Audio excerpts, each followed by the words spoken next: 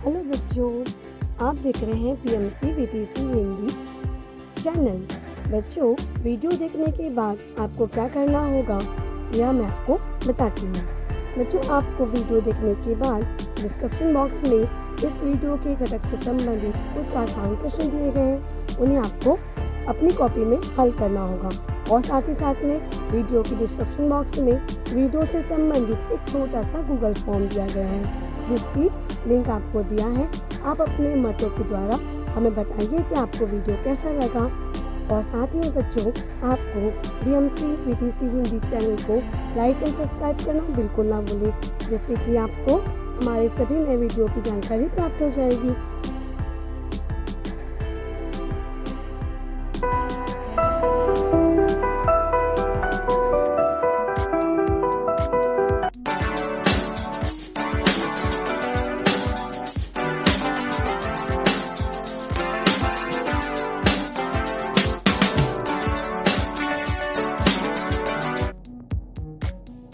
नमस्कार मेरे प्यारे बच्चों, ब्रह्म मुंबई महानगर पालिका शिक्षण विभाग वीटीसी दादर, मैं आपकी मार्गदर्शिका राधा गुप्ता।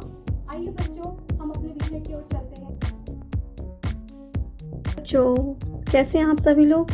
आशा करती हूँ आप सभी बहुत अच्छे होंगे, घर पर होंगे और सुरक्षित होंगे। तो बच्चों, जैसे कि आपको पता है कि आपकी जो कक्षा है सबसे पहले आपको स्क्रीन पर दिखाई देती है, और आज की हमारी कक्षा है कक्षा 5वीं। आज का हमारा विषय है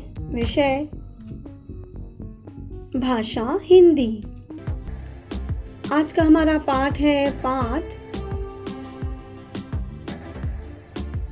12 पंच परमेश्वर भाग 1। और बच्चों, मैं हूं आपकी मार्गदर्शिका Radha Gupta, MCGM virtual classroom Dadar से। तो चलिए बच्चों, चलते हैं अपने पाठ की ओर। पाठ 12 पंच परमेश्वर, जिसके लेखक हैं मुंशी प्रेमचंद। तो बच्चों, हमने बहुत सी मुंशी प्रेमचंद के द्वारा लिखी हुई कथा कहानियाँ पढ़ी है। उसी प्रकार से यह भी एक बहुत ही प्यारी सी कथा कहानी है। पंच परमेश्वर का अर्थ होता है बच्चों कि गांव में जब पंचायत बैठा ली जाती है, तो वहां पर जो व्यक्ति बैठे होते हैं, 5 जो व्यक्ति बैठे होते हैं, उन्हें पंच परमेश्वर मतलब भगवान के रूप में माना जाता है। कहा जाता है कि पंच परमेश्वर मतलब जो पंचायत है, वह जो भी फैसला लेती है वह भगवान की तरह दिया हुआ एक हुक्म तक की तरह होता है। तो चलिए बच्चों, यह एक प्यारी सी कहानी की ओर चलते हैं, समझते हैं कि क्या है इस कहानी में। जुम्मन शेख और अलगू चौधरी में गाढ़ी मित्रता थी। उनकी सांझे में खेती होती थी। जुम्मन शेख की एक बूढ़ी खाला थी। तो बच्चों, जुम्मन शेख और अगलू चौधरी ये बहुत अच्छे दोस्त थे, और वो इतने अच्छे दोस्त थे कि वो हर काम साथ में करते थे, जैसे कि खेती का काम भी, है ना। तो उस जुम्मन शेख की खाला थी, बूढ़ी खाला। खाला का अर्थ होता है बुआ। अब उनके पास कुछ थोड़ी सी मिल्कियत थी। उनके निकट संबंधियों में कोई न था। जुम्मन ने लंबे चौड़े वादे करके वह मिल्कियत मतलब जमीन जायदाद अपने नाम लिखवा ली थी। देखो, जुम्मन शेख कितना चतुरा व्यक्ति था। उसने उस बूढ़ी खाला का जितना भी जमीन जायदाद थी उसे अपने नाम पर उसने लिखवा लिया था।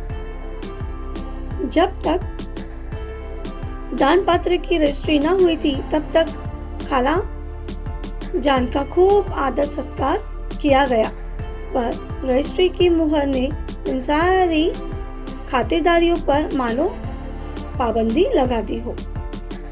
जब तक कि उन्होंने वो पूरी जो प्रॉपर्टी थी, वो जो पूरी जमीन जायदाद थी जो खाला के पास में थी, उन्होंने जब तक जुम्मन शेख के नाम पे नहीं कर दी, तब तक के बहुत उसका आदर सत्कार होता रहा, परंतु जैसे ही उन्होंने उसे उनके नाम पे कर दिया तो उनका आदर भाव, उनका समय पर खाना पीना सब कुछ बदल सा गया। अब वो बूढ़े इंसान थे, बहुत ज़्यादा समझदारी उनमें थी। उन्होंने पहले प्यार से जुम्मन शेख से कहा, मैं एक दिन खाला ने क्या कहा? अंत में एक दिन खाला ने जुम्मन से कहा, बेटा तुम्हारे साथ मेरा निवाह ना होगा, तुम मुझे रुपए दे दिया करो, मैं अपना पका खा लूंगी। जुम्मन ने दुष्टता के साथ उत्तर दिया, रुपए क्या यहाँ फलते हैं? खाला बिगड़ गई।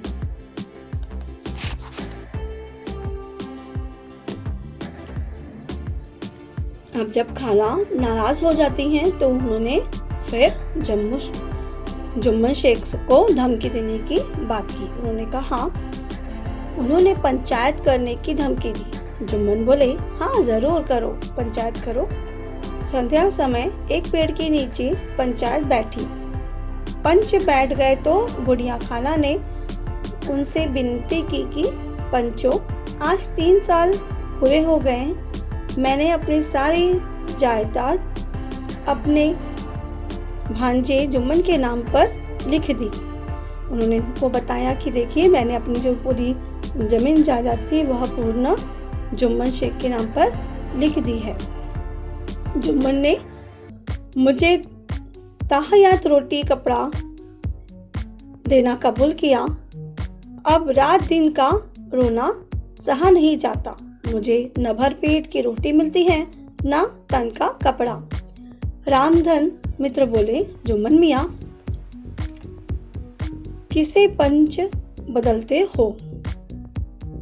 जुम्मन बोले, पंचों का हुक्म अल्लाह का हुक्म है। हुआ क्या बच्चों, जब उस बूढ़ी खाला ने जुम्मन से कहा कि यदि तुमने मुझे पैसे नहीं दिए तो मैं पंचायत बैठा लूंगी और पंचायत से उस बात का निर्णय करूंगी। अब जुम्मन ने बहुत ही जोर से उसे कह दिया, ठीक है जाओ और जाकर के पंचायत बैठा दो। पंचायत बैठी और फिर वहाँ पर उन्होंने कहा कि भाई आप किसे पंचायत मानते हो? जुम्मन बोले कि पंचों का हुक्म जो है वह अल्लाह का हुक्म है, मतलब जो पंच बोलेंगे वह भगवान के हुक्म जैसा माना जाएगा, इसलिए जैसा आप लोग बोलेंगे मैं वैसा ही स्वीकार करूंगा। खाला ने गंभीर स्वर से कहा, बेटा दोस्ती के लिए कोई अपना ईमान नहीं बेचता। पंच के हृदय में खुदा बसता है।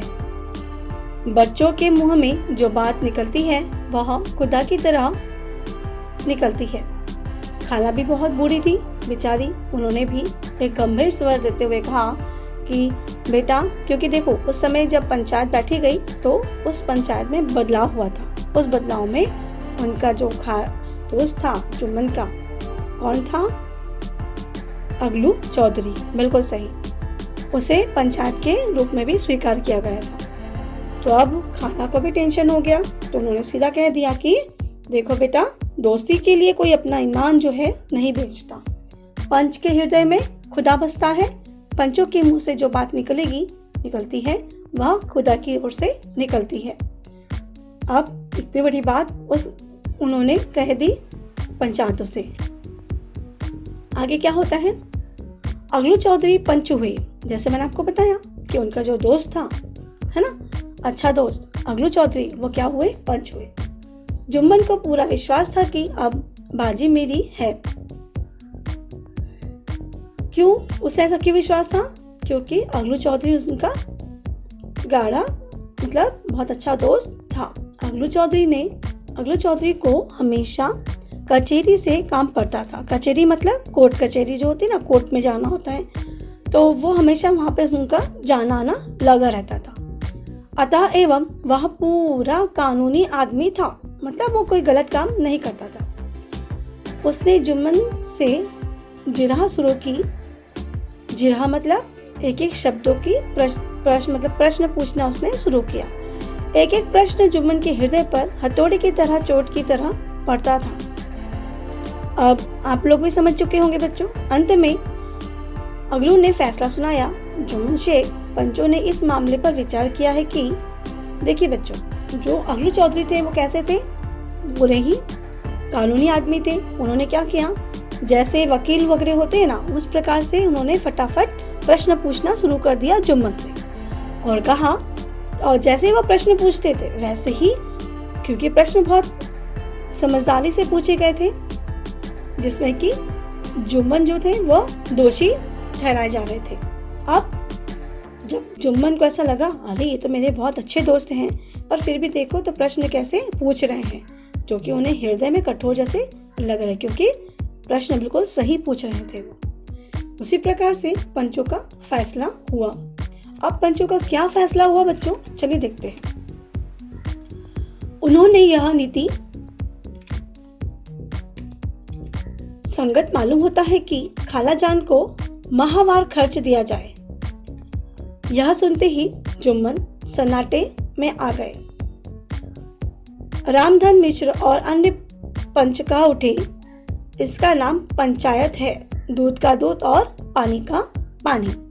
देखिए बच्चों, मैंने आपको पहले ही बताया था कि पंच जो होते हैं, जो पंचायत बैठती है, वह एक तरह से निर्णय जो लेती है वो दूध का दूध और पानी के पानी जैसा, मतलब बिल्कुल साफ सुथरा निर्णय, ना तेरा ना मेरा, जो भी होगा सही होगा।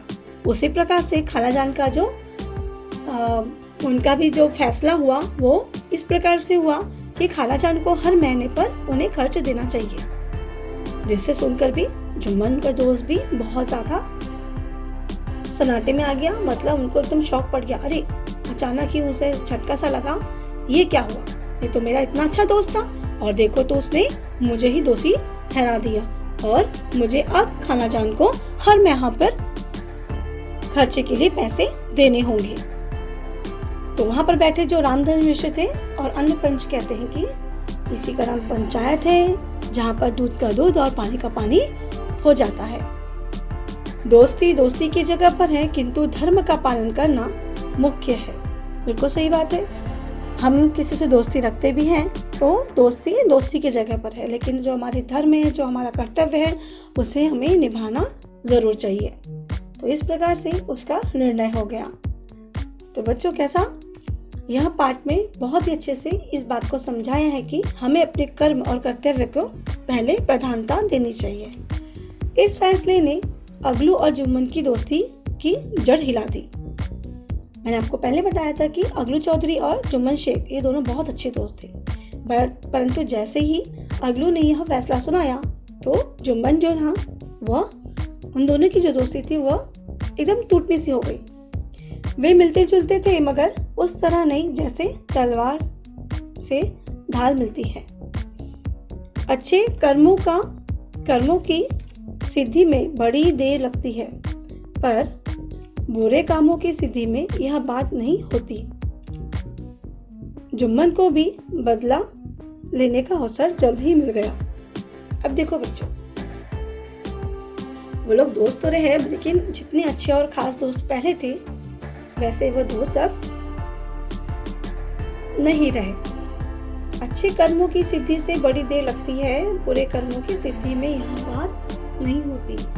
तब हुआ क्या कि समय बदला और समय बदल के ऐसा बदल गया कि जिसमें जुम्मन को बदला लेने का अवसर मिल गया। अब जुम्मन को कैसा अवसर मिल गया, चलिए देखते हैं। पिछले साल अगलू चौधरी बटेसर से बैलों की एक बहुत अच्छी गोई मोल लाए थे। पंचायत के 1 महीने बाद इस जोड़ी का एक बैल मर गया। अब अकेला बैल किस काम का, उसका जोड़ बहुत ढूंढा गया पर ना मिला।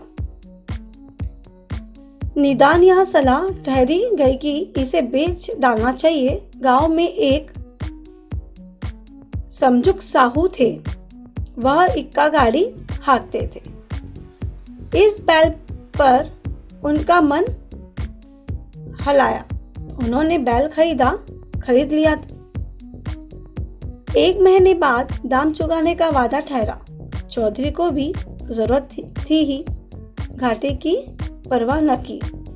हुआ क्या बच्चों, जब एक साल के बाद में वो जो अगलू चौधरी थे, वो बटेसर करके एक जगह थी, वहाँ से बैलों की एक बहुत ही अच्छी सुंदर गोल मोल लेकर आए, मतलब एक जोड़ी लेकर आए। आपको पता है कि जहाँ बैल होते हैं, जब खेती बाड़ी होती है तो दो बैलों की ज़रूरत होती है। उन दो बैलों में क्या होता है बच्चों की, जैसा एक बैल होता है हट्टा कट्टा, वैसा ही दूसरा बैल होना ज़रूरी होता है, क्योंकि एक की ताकत ज़्यादा और एक की कम, तो ऐसे में वह सही तरीके से हल जोत नहीं पाते। तो बैलों की जोड़ी बराबर और अच्छी होनी चाहिए। हुआ क्या कि पंचायत के 1 महीने बाद, जब पंचायत बैठी थी, उसके 1 महीने बाद उस जोड़ी का एक जो बैल था वो मर गया। अब सीधी सी बात है कि जो दूसरा बैल बचा था, उस बैल की एक जोड़ी ढूंढनी थी सबको मतलब अगलू चौधरी को। लेकिन इस पर से देखा गया कि भाई उसे कोई बैल नहीं मिला जो कि उस बैल के जैसा हो, हट्टा कट्टा, है ना, स्वस्थ वैसा हो, नहीं मिल पा रहा था। तो उसे निदान यह सलाह दी गई कि उसे बेच डालना चाहिए। उसे कुछ लोगों ने सलाह दे दिया कि भाई तुम्हारे को इसका तो जोड़ी मिल नहीं रहा है, तो एक काम करिए, आप इसे उठा करके बेच दीजिए। गांव में एक समझू साहू थे, वो इक्का गाड़ी के लिए क्या होता है कि एक बैल भी रहा तो वो खींच सकता है, और उनका जो अगलू चौधरी का जो बैल था, एक बैल, वो भी बहुत हष्ट पुष्ट था। तो वो सोच रहे थे समझू साहू कि भाई क्यों ना मैं ही इनका बैल ले लूं, क्योंकि इनको जोड़ी तो मिल नहीं रही है। तो इस बैल को वो लेने की चाहत ले लिए और जाकर अगलू चौधरी को बोले कि भाई दे दो, इसका जो पैसा है मैं तुम्हें 1 महीने बाद दे दूंगा। तो उन्होंने भी सोचा कि भाई कोई काम का नहीं, अल्लू चौधरी ने, और उस बैल को घाटे की परवाह नहीं किया और दे दिया। अब दे तो दिया, बट अब क्या, अब समझू साहू ने नया बैल पाया, तोगले उसे रंगे दने वह दिन में 3-3, 4-4 चाखरे पे करने लगे। न चारे न फीके थी, न पानी की, बस खेपों में काम था। एक दिन चौथी खेप में साहू जी ने दूना बोझा लदा दिया।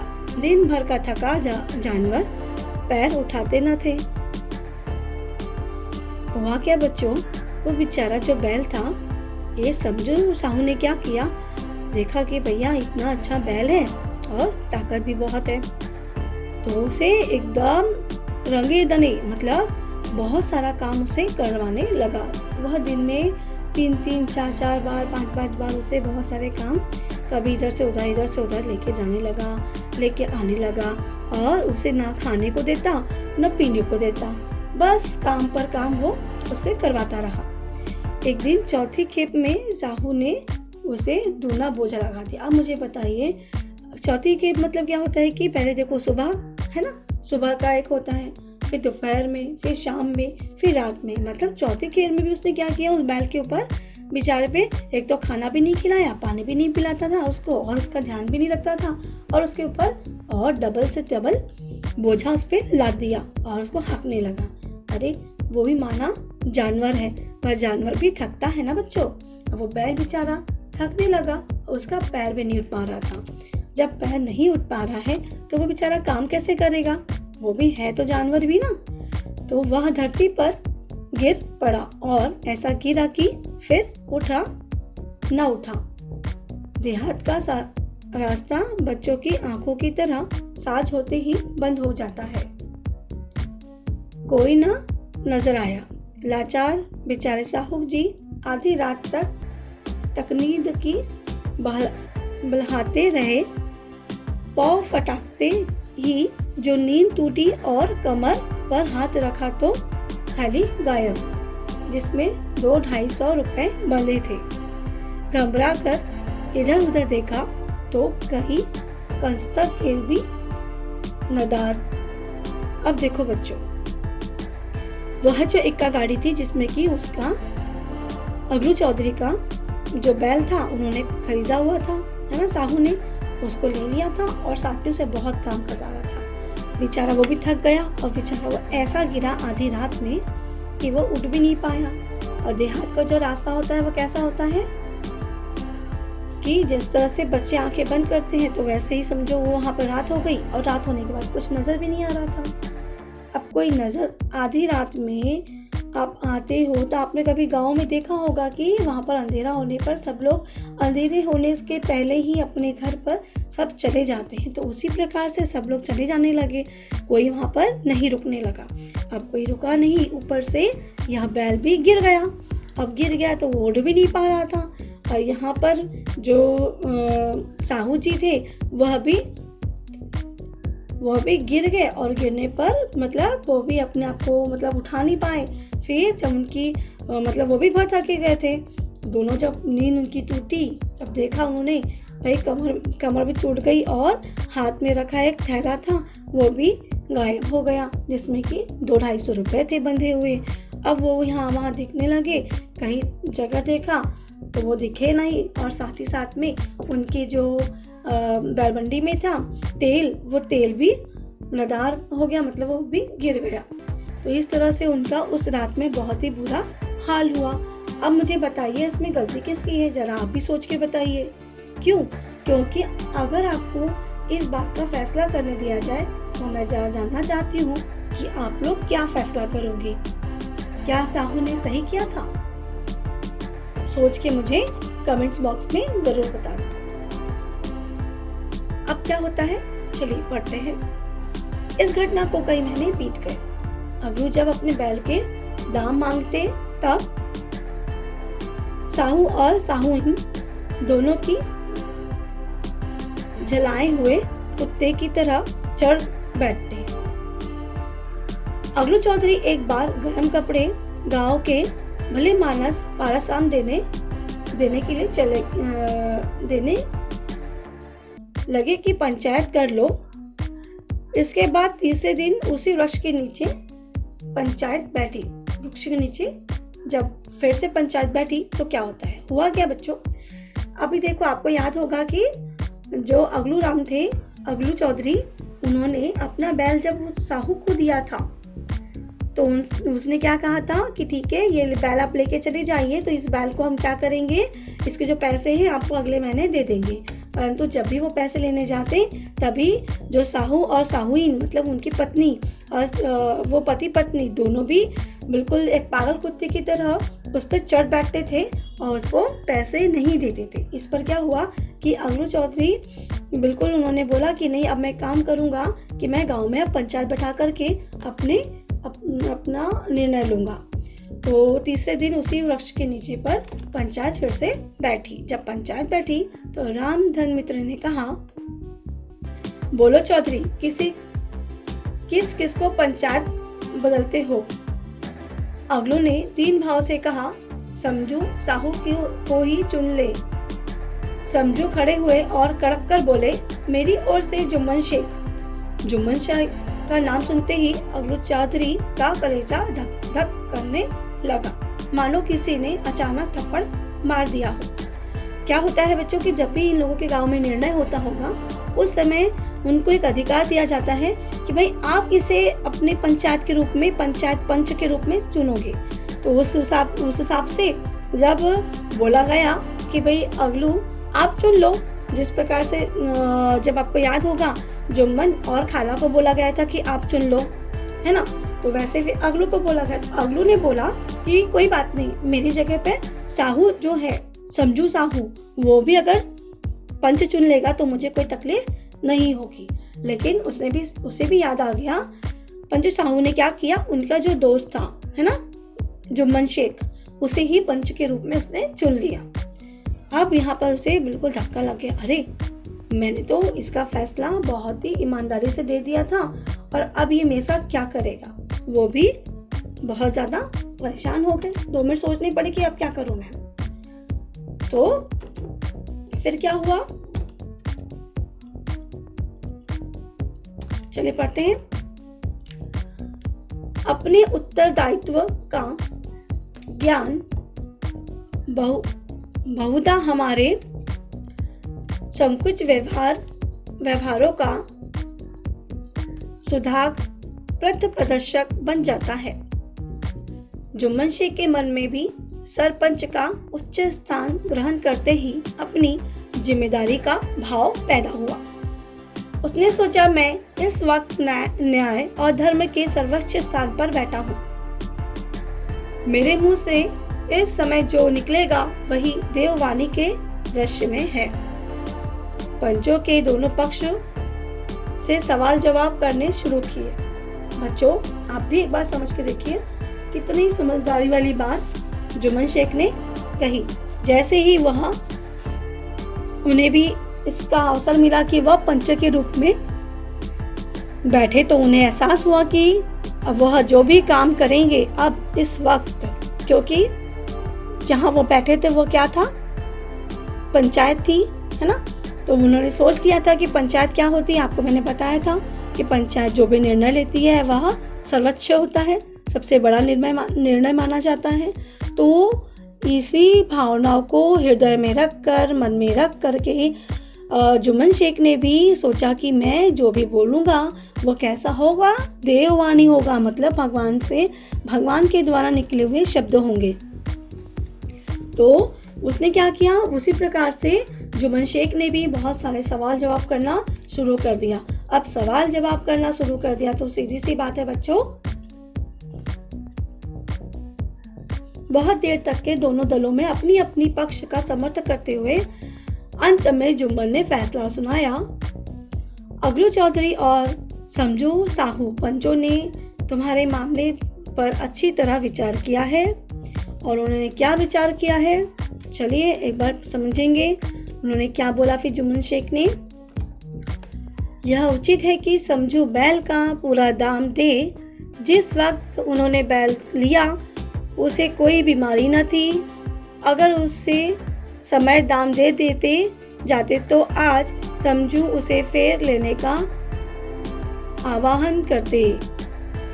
तो बच्चों, कितना अच्छे से देखिए, जुम्मन शेख ने कहा कि भाई जिस समय उस बैल को लिया गया था वह बिल्कुल स्वस्थ था, बिल्कुल हष्ट-पुष्ट था, उसे किसी भी प्रकार की कोई बीमारी नहीं थी। तो उसका जो पैसा है वह पूरा का पूरा अगलू चौधरी को देना चाहिए। अब क्या हुआ, अगलू चौधरी फूले न समाये उठे, खड़े हुए और जोर से बोले, पंच परमेश्वर की जय, पंच परमेश्वर की जय। इसके साथ ही चारों ओर से प्रतिध्वनि हुई, पंच परमेश्वर की जय, पंच परमेश्वर की जय। थोड़ी देर बाद जुम्मन अगलू के पास आए और उनके गले लिपटकर बोले, भैया आज मुझे ज्ञान हुआ कि पंच पद के पद पर बैठकर न कोई किसी का दोस्त होता है, न कोई किसी का दुश्मन होता है।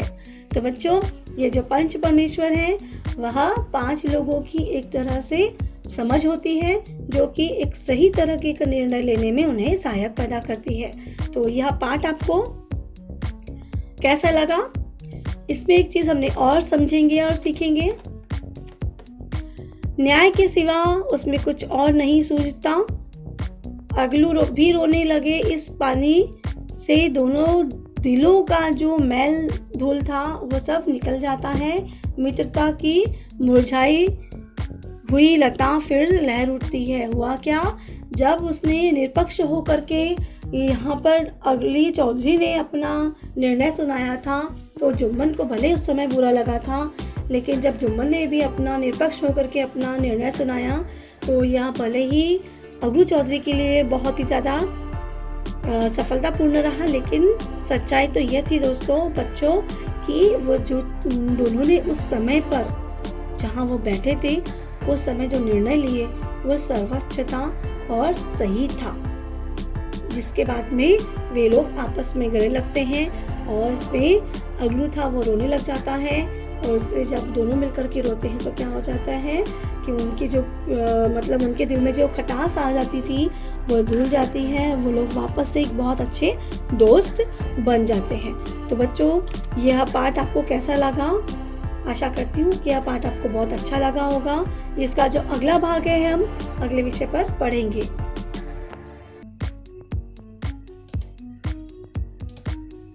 कैसा लगा बच्चों आपको आज का विषय? आशा करती हूँ कि आप सभी को आज का विषय बहुत अच्छे समझ में आया होगा। और एक बार इन मुद्दों पर आप ना समझ पाए हो तो आप इस वीडियो को वापस से देखिएगा, समझ में जरूर आएगा आपको। और हाँ बच्चों, बीएमसी जो चैनल है इसे लाइक एंड सब्सक्राइब करना बिल्कुल ना भूलें, बेल आइकन को दबाना और भी ना भूलें, क्योंकि अगर आप बेल आइकन को दबाते हैं तो आपको नए नोटिफिकेशंस अपलोडिंग वीडियो के मिलते रहेंगे। थैंक यू बच्चों, घर पे रहिए, सुरक्षित रहिए, अपना ध्यान रखिए।